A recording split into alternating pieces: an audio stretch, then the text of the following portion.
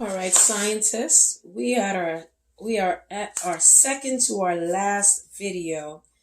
And so I showed you some charts. I showed you some charts that explain to you some of the errors in some of the dating methods that can suggest that maybe there's a possibility that it's not, the dating method is not that accurate.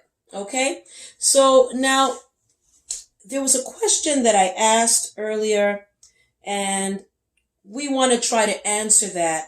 And again, this is our creation, our evolution and creation, which is scientific videos. And here we go.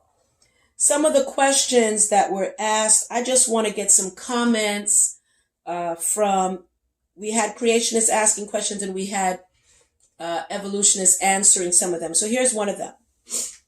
Where are all the evolving creatures that should have led up to these highly developed fossils? That is a big question. Where are the evolving creatures that should have led up to these highly developed fossils? We know that they're saying mutation has to have happened. Okay? And uniformity, the rule is what happened now should have happened then. Should have happened, things are as they always have been. So there should be some type of proof unless something changed. But let's look at what it says here. Hear what Darwin says. There are 2 to 3 million species on Earth, a sufficient field one might think for observation, but it must be said today that in spite of all the evidence of trained observers, not one change of species to another is on record. That's one. The question why we do not find fossiliferous deposits belonging to these assumed earliest periods prior to the Cambrian system, I can give no satisfactory answer.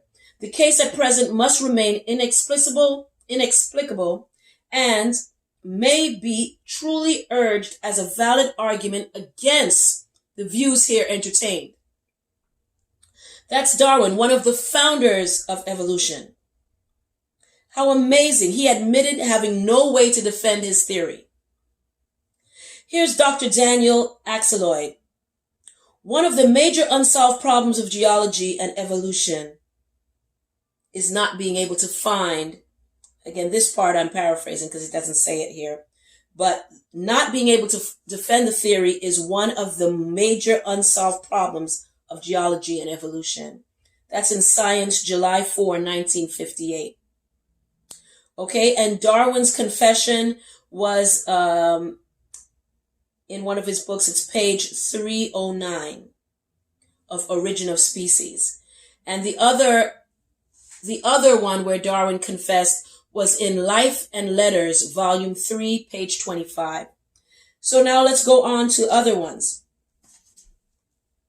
Dr. Austin Clark of U.S. National Museum wrote concerning the Cambrian fossils. Strange as it may seem, mollusks were mollusks just as unmistakably as they are now.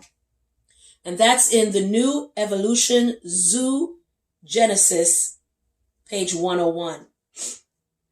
Dr. Marshall Kay and Edwin Colbert of Columbia University marveled over the problem in these words. Why should such complex organic forms be in rocks about 600 million years old and be absent or unrecognized in records of the preceding 2 billion years? If there has been evolution of life, the absence of requisite fossils in the rocks older than Cambrian is puzzling. George Gaylord Simpson, the crown prince of evolution, summarized it. The sudden appearance of life is not only the most puzzling feature of the whole fossil record, but it's the greatest apparent inadequacy. That's the Evolution of Life, page 144. Now, I don't know what you get from that, We have noted evolutionists saying it's puzzling why we cannot find these mutations in the rock layers prior to a certain level. It's like they all seem to be one place at one level all at once. No mutations. Everything seems as they are now. Mollusks are the same as they were before. What do you think? Really, you can send this to other people and ask them, but this is something that you have to use your mind and think about. Why this is happening this way. I'm not trying to convince you. Like I said, I'm not trying to convert you to a religion. This is not about religion. This is about truth. And if there's truth, you need to follow it because it's the foundation for your children. It's the foundation for your life and everything that you're planning to do. So this is evidence that they have given you. Okay? These are noted,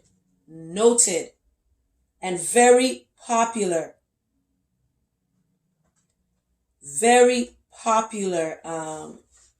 evolutionists. Okay? And we know that mutation is one of the major founding. We know it has to be one of the major foundations. It was the most important factor in the development. I'm quoting a co-founder of evolution. Spontaneous generation must be true not because it has been proven in the laboratory, but because otherwise it would be necessary to believe in a creator.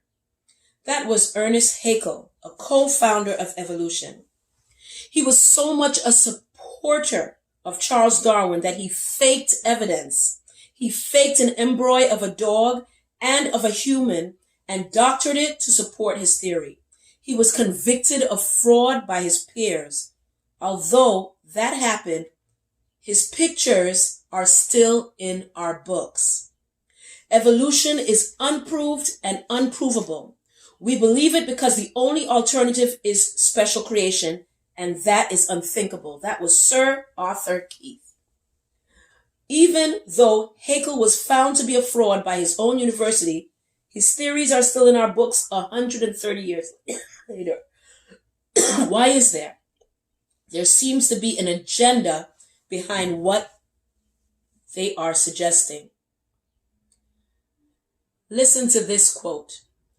I'm sorry to use this guy because no one wants to hear him, but make the lie big. Make it simple. Keep saying it. And eventually they will believe it. Adolf Hitler.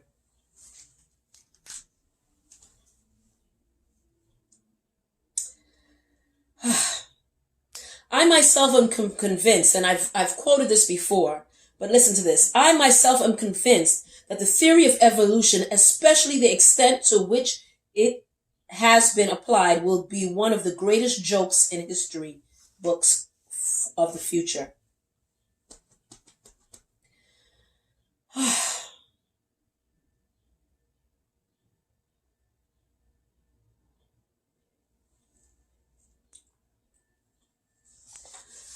It's really, really, really disappointing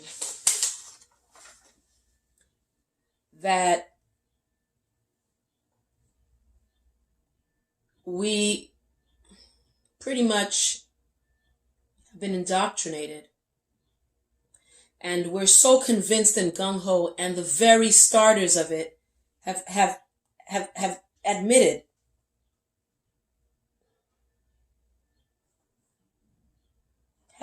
it.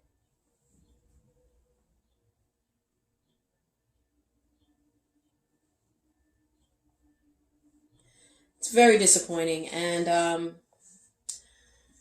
I just want you not to follow these people. I want you to study for yourself. That's all I want you to do.